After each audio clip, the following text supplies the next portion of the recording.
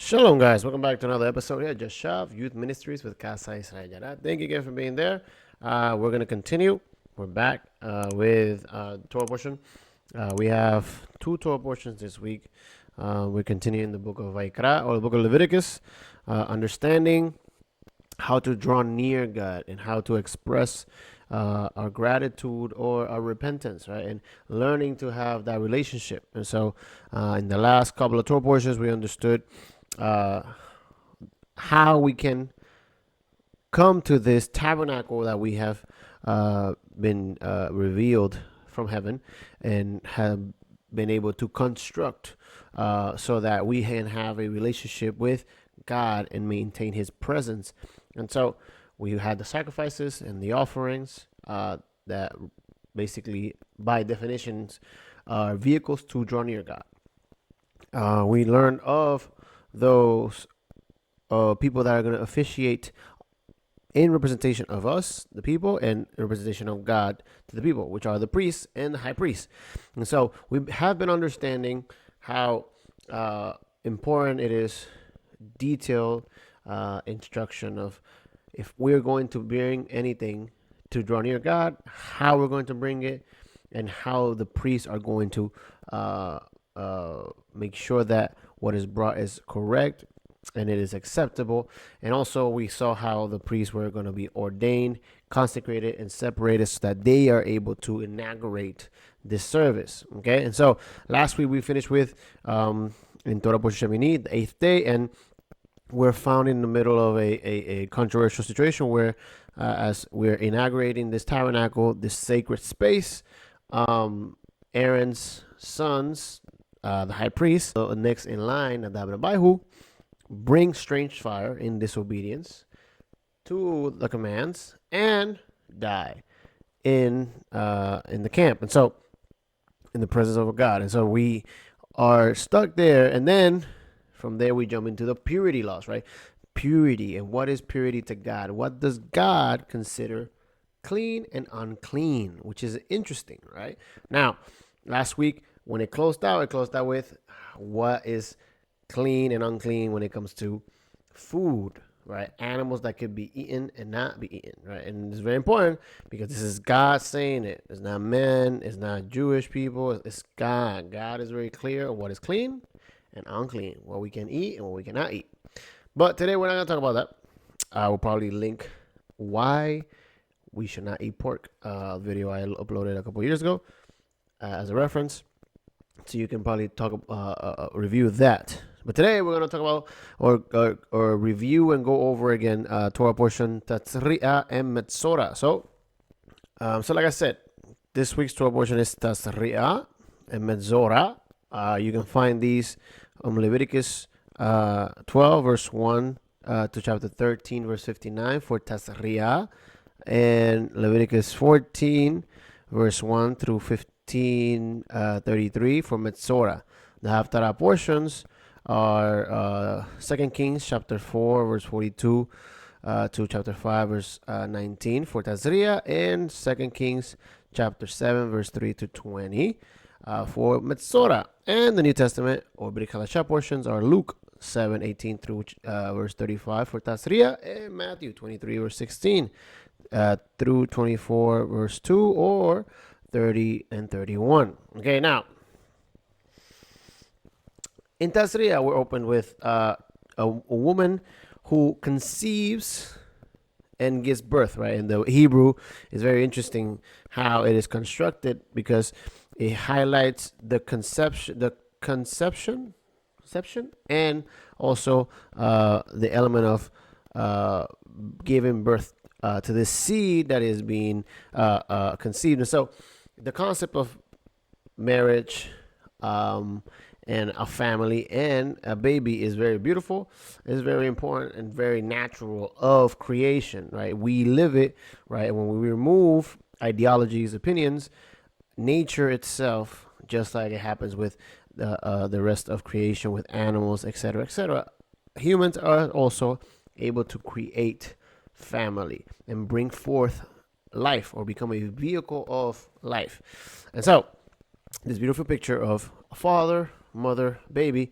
Now when we go into this Torah portion, Tazria, we learn a little something different, right? So we need to learn why is these elements are being explained in the book of Leviticus, right? And why is it so important to understand this concept of impurity and purity, and what does that have to do with the mother, and what does that have to do with skin or scale disease? Okay, and so Parashat Tazria continues the discussion of the laws of purity, right? So now we go from drawing near God and the priest's consecration to what is pure to God, and how can we maintain ourselves pure in His presence. Okay, and so purity and impurity that began earlier with Parashat Tzav. A new mother is regarded as a nida, a menstruant woman, okay? And it is considered impure, tameh, and regarding the sanctuary for 40 days, if is a boy, or 80 days if is a girl. On the 8th day, the life of a boy, he must be circumcised. After the mother's period of impurity had ended, she was required to bring a yearling sheep as a burnt offering and a dove for a sin offering. If she is poor, 2 doves suffice for both offerings. And so, elements of tameh, right, or tahor, right? And so, tameh will be impure, tahor will be pure. And so, these concepts, you will see a lot of it also in chapter 11, tameh, tahor. Hebrew elements and words that express what is clean and unclean, okay? And so here, boy 40 days, girl 80 days. Explanation why boys 40, girls 80. Understanding what we're going to talk about, because it is a girl, and the girl will at some point be a mother. There is a representation of her also carrying this 40 day cycle. And so, because it's a girl, female, mother, female, both will do 40 days. Okay? Now, why? This portion describes the certain afflictions, collectively called za'arat. Right? Also talks about za'arat, that cause the affected person or thing, right, to be both ritually impure, tameh, and in the state of uncleanliness, tumma. Right? Know that za'arat is not to be identified with leprosy. Right? Some English translations claim, since the symptom of za'arat included not just the afflicted person's skin, but sometimes his clothes, pottery, vessels, and house. Metzora, which is the second Torah portion, cleansing of the leper. As noted, Parashat Tazria explained that if someone was diagnosed with za'arat, leprosy, they were forced to leave the community and live in a state of exile. The afflicted person, called a Metzora, tore his clothes like a mourner, put a shroud over his face, and remained alone. If anyone came near, the person will cry out, "Unclean, stay away, do not become impure because of me." While so isolated, the person would have opportunity to perform teshubah, repentance, and to re-examine his relationship with God. In our second portion, right, this week with Metzora, we learn about the laws of cleansing the leper. If the one suffering from za'arat, Metzora, had apparently been healed, he would first call for the priest to be officially re-examined. If the priest saw no sign of tumah, uncleanliness, a second examination was scheduled 7 days later. And if the Metzora was free from any sign of disease, the process of tahara, purification, will begin. Now, this process of purification is very interesting, because when you put the consecration of the priest and the process of purification of a leper, it's the same. Now, before we get started, let's do the Torah blessing. Baruch Adonai Chayvorah, Baruch Adonai Chayvorah leolam vaed. Baruch atah Adonai Eloheinu melech haolam, asher bahar banu mikol ha'amim venatan lanu et torato. Baruch atah Adonai noten chatorah. Blessed Adonai who is blessed Adonai who is blessed now and is forever. Blessed are you, Adonai our God, sovereign of the universe, who has chosen us from among the peoples and given us the Torah. Blessed are you, Adonai, giver of the Torah. Amen. So, this week's Torah portion starts the following way. וידבר אדוני אל משה לאמור. דבר אל בני ישראל לאמור. אישה חי תצריעה וילדה זכר וטמאה שבעת ימים חימה נידת דותה תטמא. In English, it says the following. So to say to the Israelites, a woman who becomes pregnant and gives birth to a son will be ceremonially unclean for 7 days, just as she is unclean during her monthly period. On the 8th day, the boy is to be circumcised. Then the woman must wait 33 days to be purified from her bleeding. She must not touch anything sacred or go out to the sanctuary until the days of her purification are over. If she gives birth to a daughter for 2 weeks, the woman will be unclean as during her period. Then she must wait 66 days to be purified from her bleeding. When the days of her purification for a son or daughter are over, she is to bring to the priest at the entrance of the tent of meeting a year-old lamb for a burnt offering and a young pigeon or a dove for a sin offering.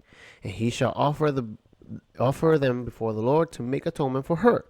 And then she will be ceremonially clean from all her flow of blood. These are the regulations for the woman who gives birth to a boy or a girl. Now, for the Tazria, the Lord said to Moses and Aaron, when anyone has a swelling or a rash or a shiny spot on their skin that may be defiling his skin disease, they must be brought to Aaron, the priest, or to one who his sons is a priest. The priest is to examine the sore of the skin, and if the hair in the sore has turned white, the sore appears to be more than skin deep. If it is defiling skin disease, when the priest examines the person, he shall pronounce them ceremonially unclean. Now, we're going to bounce back and forth between these two because we're going to go over it a little bit. We have done 2 videos. We did 2 years ago, Tazria and Metzora, and last year we did Tazria and Metzora separately. So, we're going to review, go over some things, but I want you to continue to have this mindset that we have been trying to construct when it comes to the book of Leviticus and understanding the step-by-step process that we're learning to do towards God's presence, okay? So, women who are menstruating are seen as a source of impurity.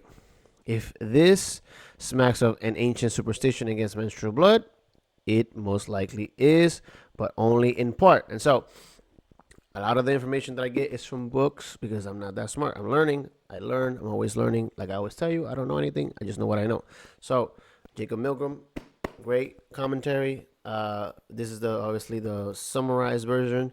There is like 4 volumes, if I'm not mistaken, of this, bigger, but great resource. And also, I always use, obviously, JPS, and I have a couple more in the back. So, it is partly superstition, but in the Bible, the source of the menstruation is a taboo. It lies in a deep commitment to life and is perpetuation. Okay, couldn't say that word. Members of the primitive societies have testified to their researchers that menstrual and lochial blood, which is the blood that is lost during childbirth, is dangerous to the person. Written sources give testimony that this view was also held by ancients. For instance, the Romans and the pre-Islamic Arabs. It also is recorded as a folk belief in the Talmud. If a menstrual woman passes between 2 men, if it is at the beginning of her menses, she will slay one of them. And if it is at the end of her menses, she will cause strife between them, right? So, in the Israelite mind, blood was the chief symbol of life. Its oozing from the body was no longer the work of demons, but it was certainly the sign of death.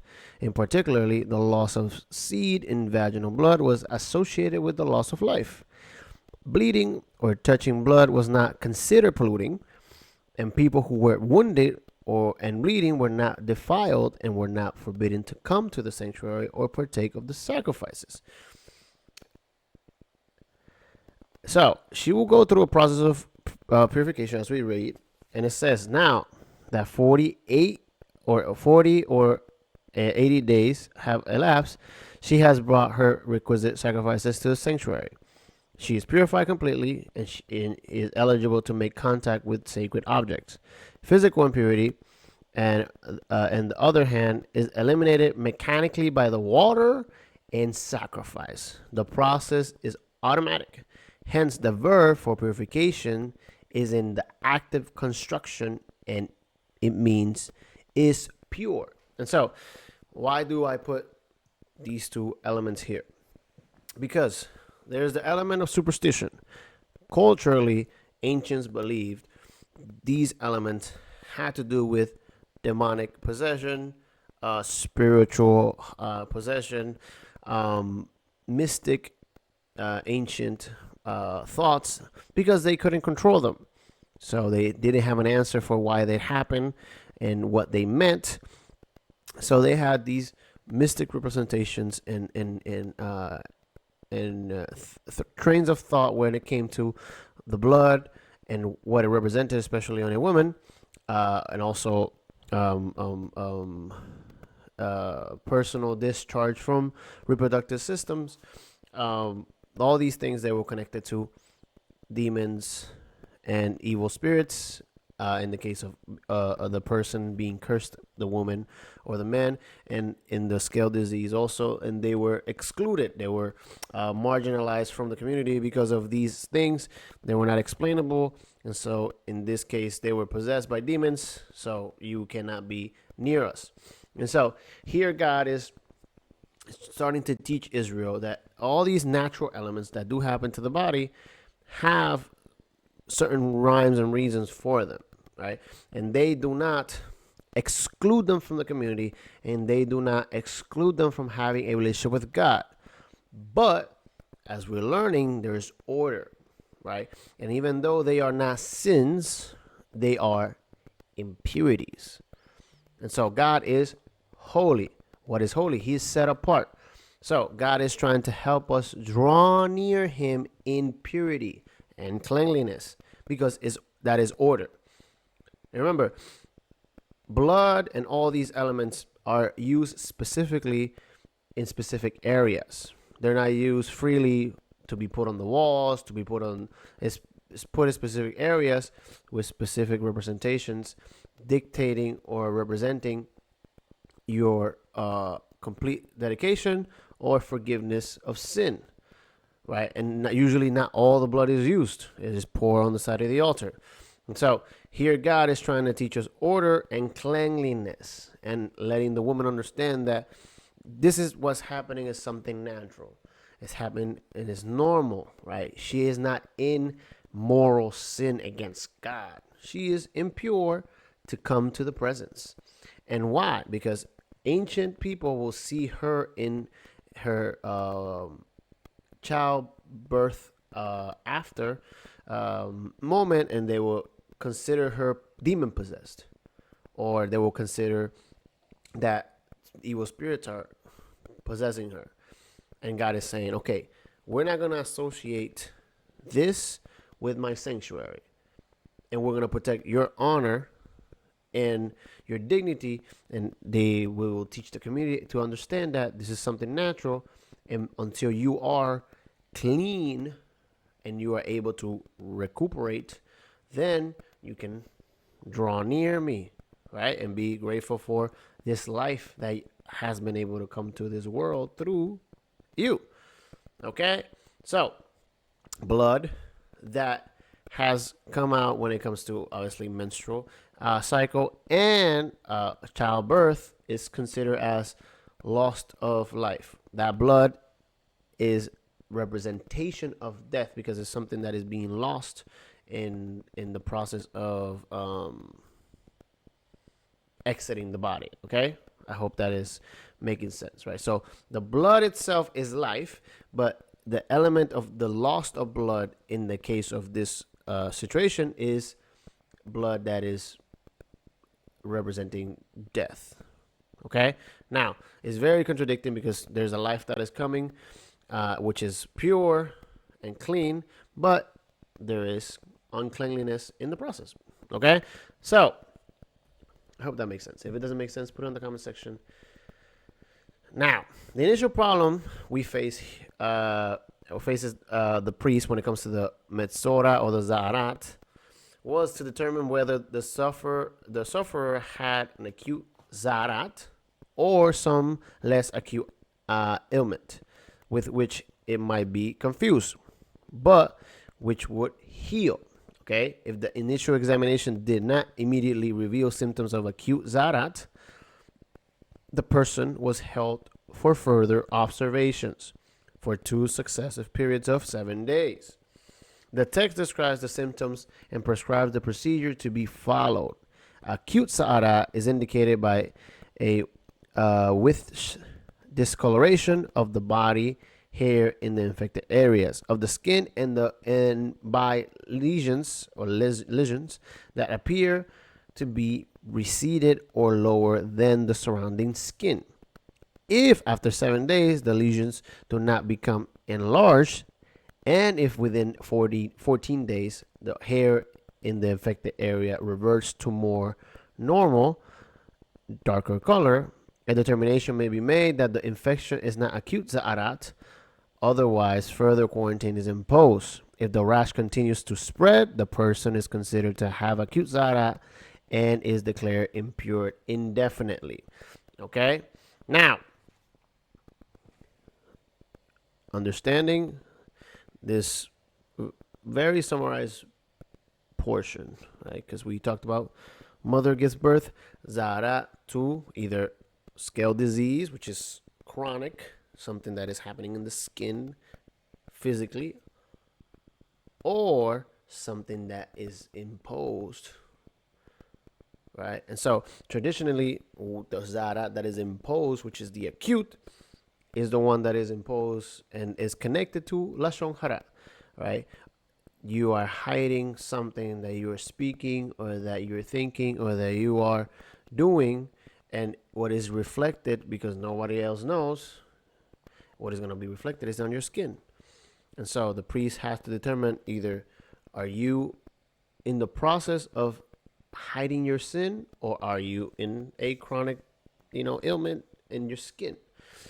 And so that's why the examination is very important. If the skin is called impure indefinitely, is because what is happening is that it's spreading because you're not recognizing, right? Understanding the concept of Lashon Hara and why this is marked in your skin. And we see it with Moses' sister Miriam. When she speaks against Moses behind his back, she turns full white and she is excluded from the camp, right? Until there's repentance. So what we have learned is that Genesis 1:1 to Genesis 2:3 establishes what is good in God's eye, which is creation, and he puts everything in order, and he rests and he reigns, right? And so we learned that the building of the tabernacle is a representation, micro representation of that garden, and everything in the tabernacle is ordered. And we have to slowly learn to gradually come back to the garden. But God has put a representation of the garden in the middle of the camp so that we are able to learn and understand what does God desire. How do we maintain ourselves in the garden? How do we draw near the garden, right? How do we extend the garden, right? So order, okay? Now, outside the tabernacle, in this case, right, because we understand that they sinned, so the tabernacle is not necessarily in the middle of the camp. We're going to call it common area, okay? So you see the rectangular area, red? This common area can be extended in the camp and out farther, right? Because in the representation of this is Israel is the vehicle, but the reality is that Adam, right, humanity draws near God, right? We go back to the garden. And so we learn how to draw near through the sacrifices. Each sacrifice represents a specific intention of approach to the deity. The priests become the mediation, right? That intermediary between me and the deity, and between the deity and me. And now we're learning about purity. What can I eat which maintain myself permanently pure or impure, or what I personally as creation do or happens to me naturally that will cause me to be impure, not in sin, not in moral sin, but impure, right? Because ancients believed that menstrual blood, lochial blood, which is the blood that is lost when giving birth, discharge from reproductive organs, male and female, skin disease, and the fabric mold or transfer of zaharat were all connected to demons and evil spirits. So now God is going to bring order again, right? He's trying to restructure us, redesign us, and help us understand to find balance. There's no extremes, but we have to understand that we need to represent him over the nations. So don't fear the natural blood that is lost, the natural liquids that come out of the reproductive system, the skin disease if it's chronic, because if it's not, if it's zaharat, then you need to inspect your heart. So all of these things, at least in these two Torah portions, zaharat and Metzora, and the closing of last week's Torah portion with the clean foods and unclean animals, are trying to help us understand that this space is sacred. The tabernacle is sacred, and it requires holiness and purity. Holiness means that we are set apart, not that we hide away from the world, but no, we separate ourselves from what is common. What the world considers common, we separate ourselves so that way we can make a difference. Because if we're assimilated, then we're just more of the same. And God doesn't want us to be more of the same. He wants us to draw near in recognition that he's holy and pure. And so, the ancients believed this, and God is teaching us that none of these have any power over us. That there's impurities, that as long as we keep our hearts clean, because if we don't have our hearts clean and we're speaking deceitfully, it will show in our bodies. But if we have scale disease, or if we have seminal discharges or lochial discharges, or for the women, also menstrual blood, all these things are natural, and they make them impure, unclean, which is considerable. If you have ever been in a situation where a woman gives birth, as my wife, it's unclean, right? It's a beautiful moment. Life is brought to the world, but it's not the most cleanliness thing that you watch. And there is a process of recuperation. And so God is trying to help us be wise and understanding that he created this. He created us. He designed us.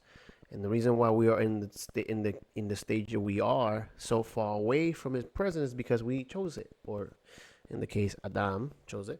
But we don't help when we don't apply ourselves to learn, to study, to seek his will before ours, to seek his desires before ours. Okay? And so, the desire for God is to help us get closer to his presence. And little by little, we're learning that sacrificial system, priest, impurities are the things that either draw us near or keeps us away. And as long as we're obedient, we will always have access. No demons, no nothing can keep us away from God as long as we are obedient. Now, we're going to close out with this. Exodus 15 verse 26 says, he said, if you listen carefully to the Lord your God and do what is right in his eyes, if you pay attention to his commands and keep all his decrees, I will not bring on you any of the disease I brought on the Egyptians, for I am the Lord who heals you. He is the one that heals, he's the one that purifies, and he's the one that restores. All we have to do is obey. So, hope you learned something new. And if you didn't, I'm sorry. I hope that you were able to review. I don't know anything. I just know what I know. And I appreciate you for listening. So I hope you guys have a wonderful week. Shavua Tov. And a wonderful Shabbat. Shabbat Shalom. Thank you.